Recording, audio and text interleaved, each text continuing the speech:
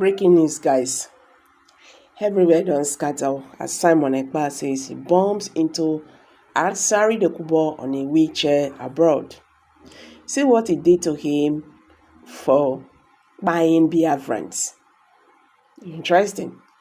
Hello guys, welcome back to Prospect Channels TV. Thank you for this coming out here. If you are just joining us, please kindly subscribe and don't forget to give us a thumbs up. Thank you. Biafran agitator Simon Ekpa has bumped into the former Niger Delta agitator Asari Dokubo, who appears to be battling with an ailment abroad that has made him unable to walk. Ekpa, who accused Asari of killing Biafrans, mocked him and made a video of him being carried on a wheelchair on the road. The Biafran agitator further said, "I told him he cannot kill Biafrans and go free. We have neutralized thousands of his terrorist group and he is going down. I warned him, I will be his end." Ekpa's grievances with Asari Dokubo started when the latter claimed Nnamdi Kanu was a criminal who contributed to the crisis that emerged from nationwide NSAS protests across the country, hence should face the music.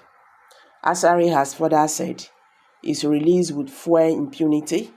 During NSAS, Nnamdi Kanu was walking free. What did he do? He poured petrol on the flames of NSAS. Now he has been caught. What of the people who have died? This is a criminal. He should face the law.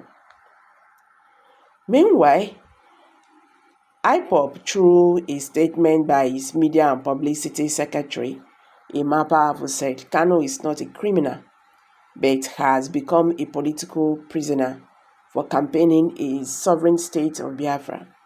IPOB stressed those campaigning for contentious detention of Nnamdi Kanu in DSS solitary confinement forgot that militancy for monetary gains is the same category as criminals and terrorists. The pro-Biafra group noted from freedom fighter to bunkering militant, from militant to ex-militant, from ex-militant to oil pipeline guard, from pipeline guard to Biafra agitator, from agitator to ex-agitator, from ex-agitator to political thug, from thuggery to a government informant. Wash a pig, clothe a pig, and a pig will always remain a pig. In another news headline, American military veterans wrote to judge in charge of Nnamdi Kanu's trial, worried by the continued detention and deteriorating health condition of the leader of the indigenous people of Biafra, IPOB, Nnamdi Kanu.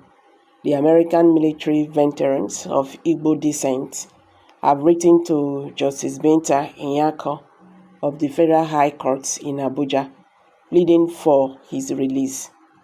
The letter, which was signed by Chief Dr. Sylvester Onya and Dr. Gosson Obiago, avid president and secretary respectively, urged the presiding judge to obey the judgment of the Supreme Court on Kanu, who they described as prisoner of conscience. This is coming less than 1 week that IPOB accused the judge of bias and asked her to hands off Kanu's trial. The U.S. military veterans expressed worry over the judge's refusal to grant Kanu's bail application and plea to be transferred to the correctional center instead of the solitary confinement at the Abuja headquarters of the Department of State Service DSS, where he has been held since June 2021 after his extraordinary rendition from Kenya.